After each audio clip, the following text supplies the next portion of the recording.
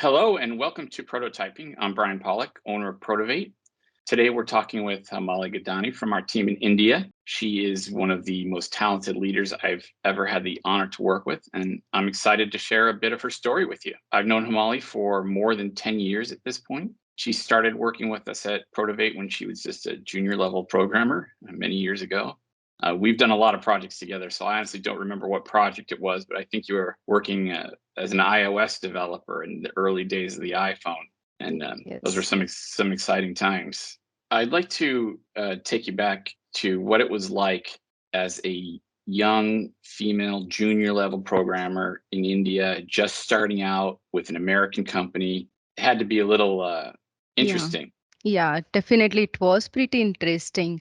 I remember those early days of 2011 when I just passed out from the college and I joined a local agency. I was learning the basics of iOS programming, and suddenly I came to know that from the next day I will have to join an American company that is having a team of experienced iOS developers. And that was pretty exciting opportunity for me, but at the same time I was nervous while being a junior female coder in the team. I remember the first task that was assigned to me by Protovate had taken 1 week to complete. And after a week, I was literally anxious to know what has gone wrong. How can I improve the productivity? And that's when I completely remember that my habit of not being afraid of asking questions had helped me. I started asking questions to the senior team. I started getting support from them. The challenge as a female coder at a junior level while working with a virtual team from America, the time zone was pretty challenging for me. I remember that I had a question in the morning and I had to wait until the evening. So that's where I also improved my skills. Like I should keep the list ready 1 day prior to the actual task. And I remember those time was pretty golden for me. I learned a lot. I did mistakes, but I always learned from those mistakes. Yeah, I always tell everyone this who works for us and everyone who I meet, asking questions is really incredibly important. And for some reason, a lot of people seem pretty shy about that. More so if they're experienced, they maybe don't want to show their lack of knowledge in a given area because of expectations or something. But questions are really pretty critical to progressing in every way. Is that something that you try to teach others around you? Because that's pretty unique to you. Yeah, that's something that I always ask my team to do. Even though I know the answer, I let them think. I ask them to prepare a list of questions. I expect some of the questions from my team before I tell them the answers. And that's how the team under me, like whatever project managers are working or the QA team is working with me, are motivated to keep their questions ready before talking to me. That's fantastic. So let's go back to 2011. How did you get started in programming? I know in the States it's not common to have as many young women in the STEM technology area. And I've been surprised my whole career that overseas it's much more common, but still not quite as common as it should be. Was it difficult to get into programming? Was it a difficult career to pick? Yeah, I would say that in India, specifically in India, we girls are always educated to be extremely shy when it comes to career or the finances. And IT field is pretty much male dominant field. So obviously I had to face some struggle. My father was the first one who recognized that I am interested in technology, because when I was in high school, I was always interested to know how things are working, how technology can be used to improve the things that they are working right now. So my father was bringing some brochures every summer vacation. I was joining little courses. Those are short term summer vacation courses where I was learning basics of MS Office, then C++. My college computer lab was the first one where I tried my first program in C++, the Hello World. That was the first program that I run at the computer college lab. And in the college, we had a rule to to play with computer at least 1 or 2 hours after all the lectures are completed. And you won't believe, but I was the last one leaving the college. In the parking area, my two-wheeler was the only one. So I was pretty much interested since the beginning. I love coding, and if if I talk about family side, then I obviously had a strong support from the family since beginning, before marriage or after marriage. But my mother had concern. She often asked me, "Don't you have a fear of being unemployed while being in male-dominant field?" And I always replied, "No, Mom, I'm not worried because I know my abilities, I know my grasping skills, and programming has nothing to do with gender. Even the computer does not know whether I'm a male or female until and unless I tell to the computer." So I was pretty confident, and currently my parents are proud parents. I'm a proud daughter. So I'm happy with the Oh, field that I have chosen. that is an absolutely amazing response to your mother. The computer doesn't know if I'm male or female. That's fantastic. I'm going to keep that and share that with others. That is still a problem, at least in the states. I'm getting young ladies involved in tech, and that's just a great way of looking at it. It's fantastic that you had that support system at home. Is that it doesn't seem to be super common though, at least 10 years ago. So would you say that you're maybe better positioned, or that family support system was really important to you getting started? Yeah, definitely. It was pretty important. Your mother, she was worried about you finding work in the programming fields. Is that inside India? Is that something difficult for women to do? Yeah, I would say it is pretty challenging. Let me give you an example. As I said, in India, we females are educated to be very, very shy since the beginning. I remember that if a girl that loves her career or the finances, the people starts tagging him as selfish girl. And sometimes I have even noticed that whenever the female is appearing for an interview in a panel of 5 male candidates, she often feels shy. But at the end of interview, she is being labeled as less confident. But that is not the truth. She has been educated to be very shy, and that's why she felt shy. So, these are some of the common reasons why male candidates are being chosen over female candidates. But I would like to tell every woman that even though you are being cared as a delicate thing, you are not delicate. You can do hard things. Go for it. This field is amazing. That is fantastic advice. Now, in the many years that we've known each other, you have come so far and grown such an incredible team over there in your offices. And part of that team, we have a very large number of women who are programmers, project managers, and every other kind of imaginable job. Is it a goal of yours? Has it been important to employ more women in the industry? I would say yes. Even in my in house team, you won't believe, but we have 60-40 ratio. 60% candidates in my team are female and 40% are male. The reason why I promote female candidate in the tech world is because they are dropping their career after having kids. But I think that they are intelligent. Why should they drop their career? So I support them. Even in my team, every girl has their own story. Every girl has their own family background and the family struggle. I know every one of their stories. They are sharing their personal matters with me. And I keep motivating them, and I promise them to give one or the other work, but do not drop from the career.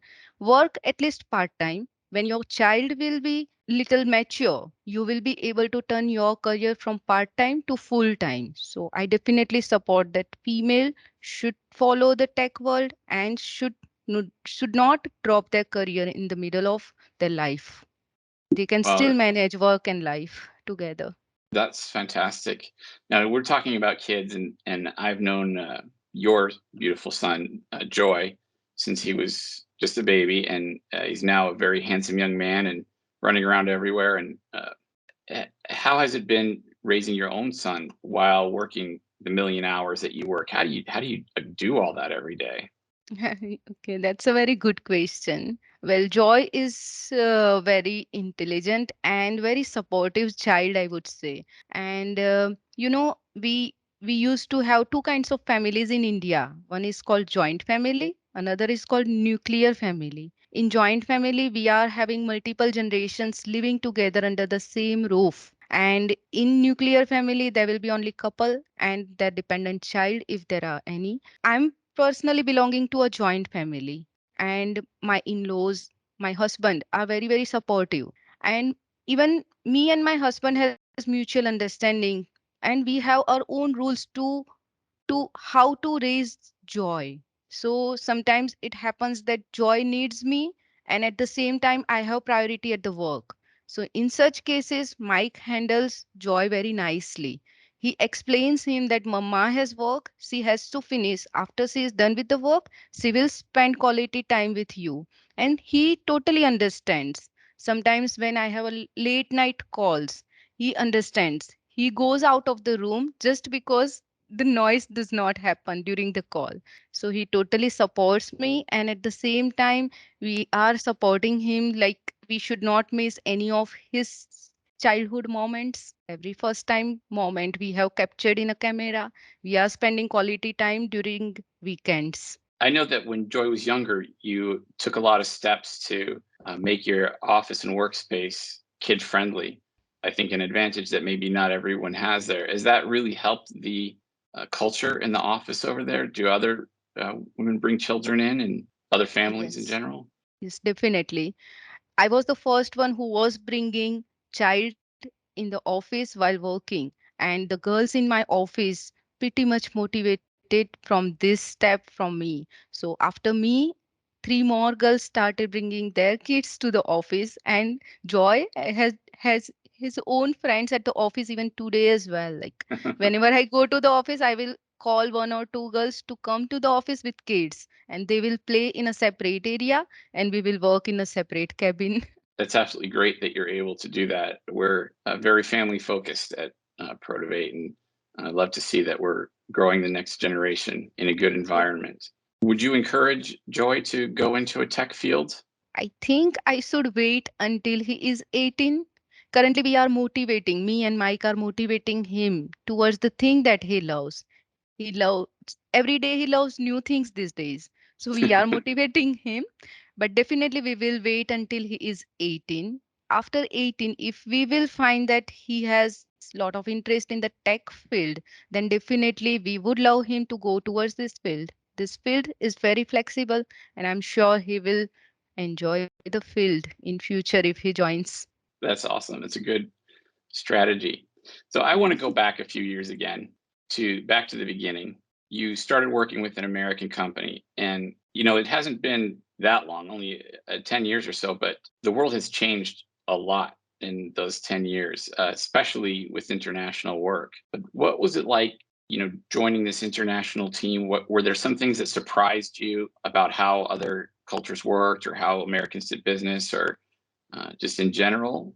Okay, that the major challenge while working with an American company in my initial years of career was time zone. I was very much I was very much interested in working IST hours during the initial years. But you won't believe that since 5 years, I love working during EST hours more than the IST hours. So that is something I have adapted throughout the 10 years of my career while working with an American company. The other thing is communication. English is not our first language. Gujarati is our mother tongue, and we speak Gujarati at home as well. So during initial period of my career, I was struggling to express myself when I had to say something in English. But I would say in last 10 years, I have tremendous improvement in my English communication skill.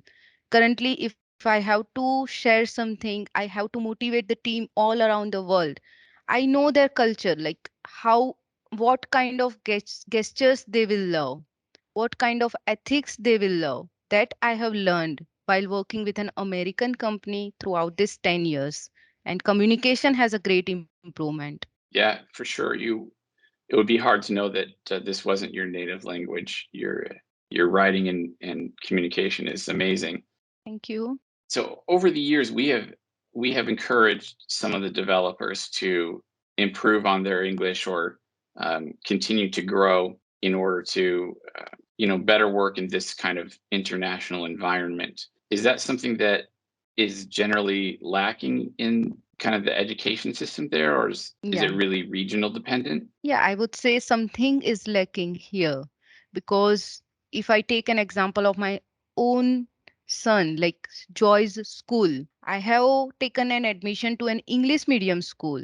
But whenever I will speak to his educators, they will always communicate with me in Gujarati. So I usually have a question, if they are speaking with me in Gujarati, then they must be speaking in Gujarati with Joy as well during the class. So that's something that education at an education level the school should have to adapt. Any communication should be in English if the child has enrolled in English medium. That is something that is lacking at that education at the school level itself, I would say. And if that can be improved, then probably people may have less struggle during the initial career.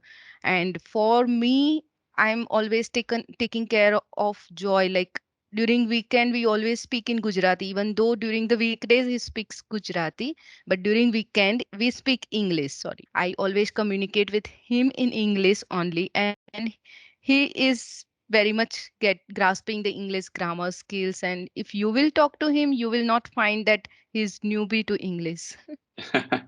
That might give him an advantage in international business or whatever career he's going into. As I mentioned, over the last 10 plus years, you've really gone very far in your career. I mean, you were just a junior programmer at one point, shy, just trying to get through the programming world. Um, I mean, your talent and skill was apparent right away. Really comes down to hard work and effort, and you had that in abundance, and you still do.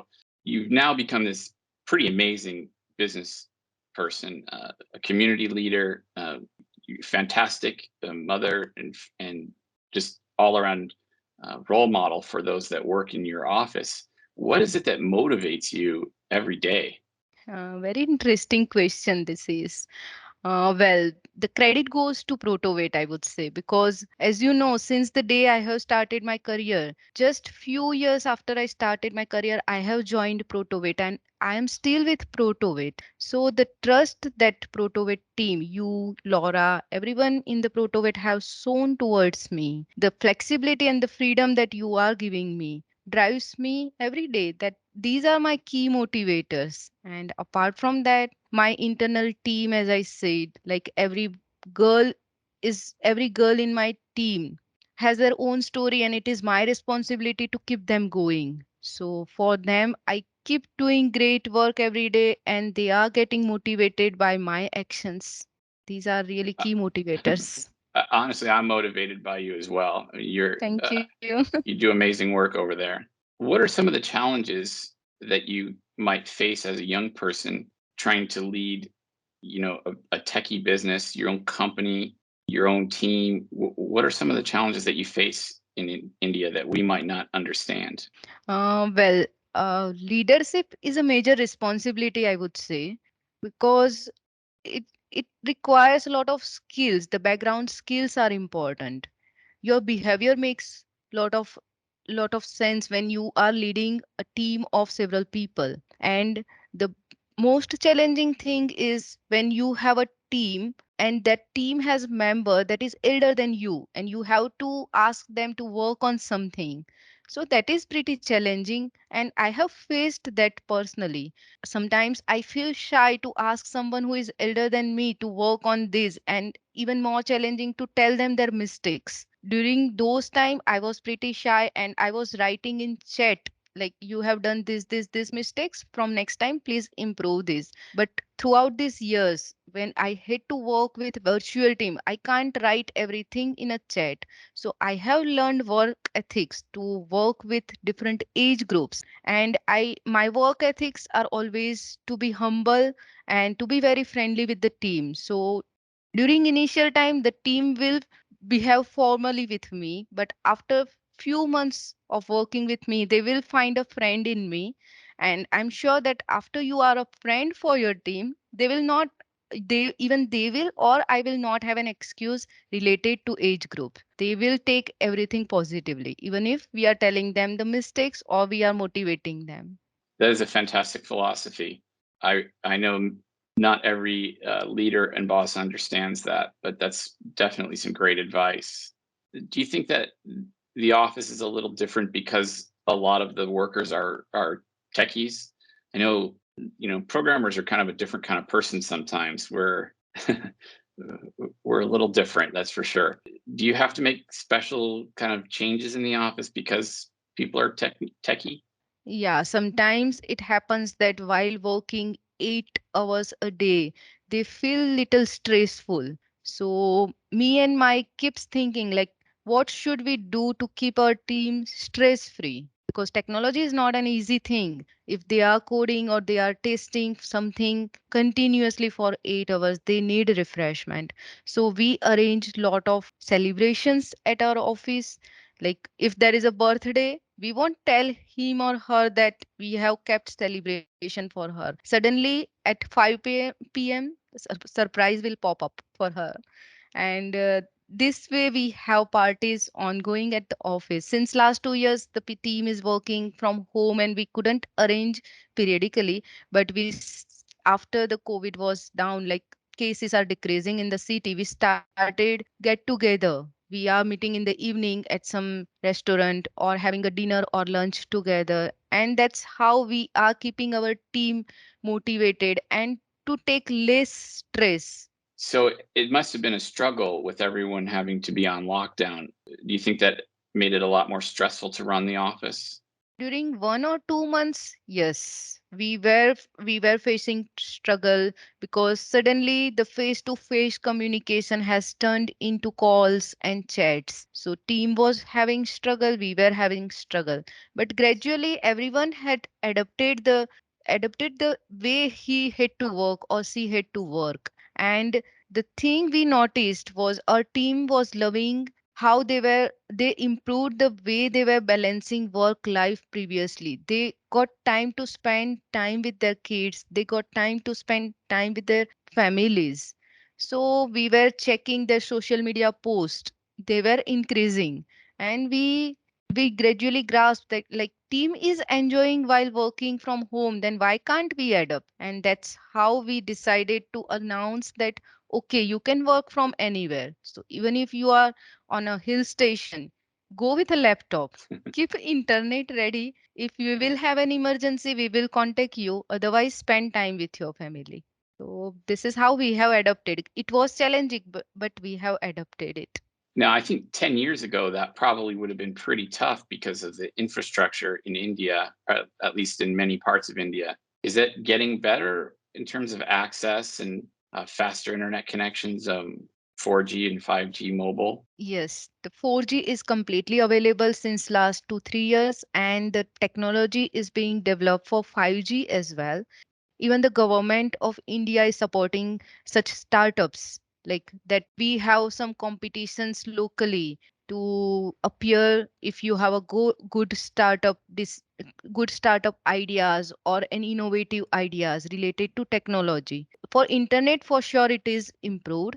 And for other part of technology, definitely the government of India is supporting, local agencies are supporting. Even in our office we started bringing devices like Oculus VR and everything. So we are moving one step ahead every year. That is a fantastic point. I know I talk to a lot of people, and they still have this assumption that everyone in India is working in a cramped office with hundreds of people on a 10-year-old Dell laptop, and they have dial-up speed internet, but it's just not like that at all. I mean, you have the latest MacBooks and 4G, 5G internet. You have a beautiful office space over there. Oculus VR. Do you think that the world is kind of leveling out in terms of access, and is that making a difference over there? Yeah, definitely. If we compare to the years of 2010 when I joined the office, or the time when I was taking an internship during last 2 years of my college, the way I was working that time versus the way I am working with my team currently, there is a major difference. As you said, previously we had old computer. Even the keyboard was not working when I was in the internship. So I had lot of struggles. But nowadays, every office has their own ambience. Like they are keeping people friendly environment at the office. They are keeping a space for some indoor games and everything to keep people refreshed during the break time. So definitely everything has improved, and related to technology, every office has started using the latest technology, smart or fast internet services. That's fantastic to hear. I think it does still surprise people that the tech industry in India isn't second class anymore. It's really, would you say, a first class member of the world in terms of you have access to everything you need, great training. If you were to give some advice to uh, the younger generation who are in uni right now, in college in India, considering a tech career, what kind of advice would you give them? The key advice from me would be to believe in yourself, because I have seen girls are very smart at technology. They can code, but sometimes the people around them used to demotivate them by saying that this is not your field, this is something you can't jump in immediately, you can't earn money. But I would say this is not the case. This is a very flexible field. I have an amazing experience being in this field since last 10 years, and I would say this field provides lot of flexibility. You can go for it, and you should go for it if you love to improve yourself day by day. Keep learning, keep improving, keep coding.